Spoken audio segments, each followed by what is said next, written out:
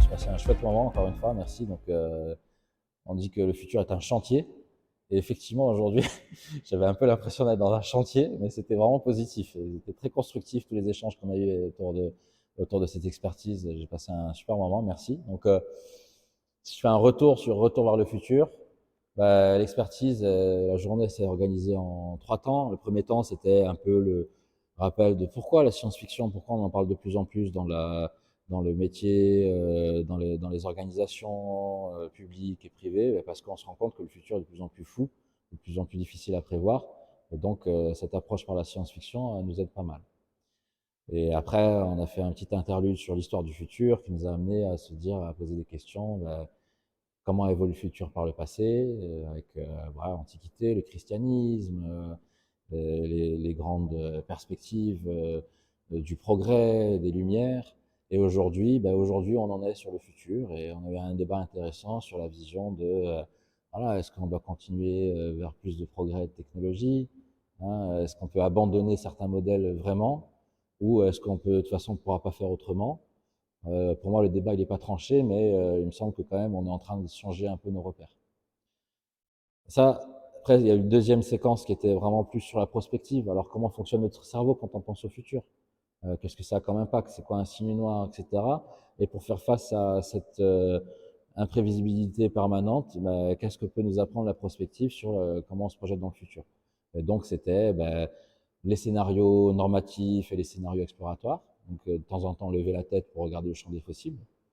Les mégatrends, donc les grandes tendances structurantes, c'est bien, mais être attentif aux signaux faibles et travailler des fois sur la vision long terme, sur les futurs désirables ou qui peuvent faire peur, pour voir comment on peut les atteindre ou comment on peut les éviter. Alors après, on a fait cet atelier où on a imaginé ensemble le monde de 2050 avec une grille de projection dans le futur qui permet de sortir un peu du cadre.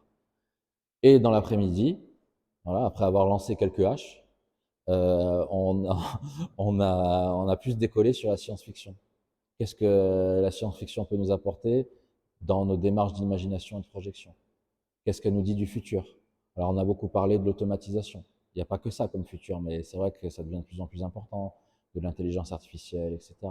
Mais ce que j'ai bien aimé aussi dans ce groupe, c'est son attachement à, je ne dis pas sa méfiance envers ce changement-là, mais son attachement à d'autres choses qui sont très importantes et qu'il va falloir préserver dans le futur. Parce que le futur, c'est pas que changer, c'est aussi savoir qu'est-ce qu'on veut garder. Et donc voilà, on a fait une invention intéressante autour d'une création qu'on a imaginée en début d'après-midi. Après, on a demandé à ChatGPT et un créateur d'images de le faire. Voilà, hein, sur des cases de réalité virtuelle pour les personnes âgées qui vivront jusqu'à 150 ans, comment on va les occuper. Donc, ils vont revivre leur enfance, etc. C'était marrant, on a fait comme un peu de science-fiction, mais appliqué à l'entreprise. On a vu un peu l'effet bluffant de passer de l'idée, de l'imagination à la conception de plus en plus rapidement, justement grâce à ces outils-là. Mais attention à ce qui ne vampirise pas notre imagination.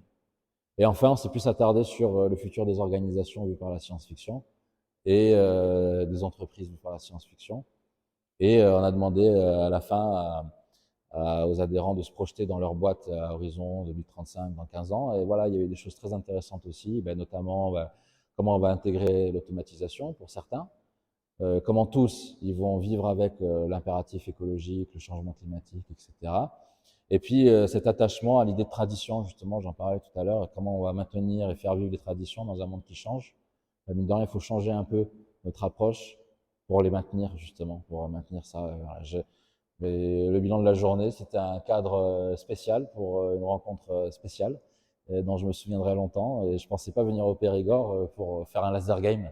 Mais voilà, c'est ça la beauté de l'APM. Donc merci à tous les adhérents, c'était très cool.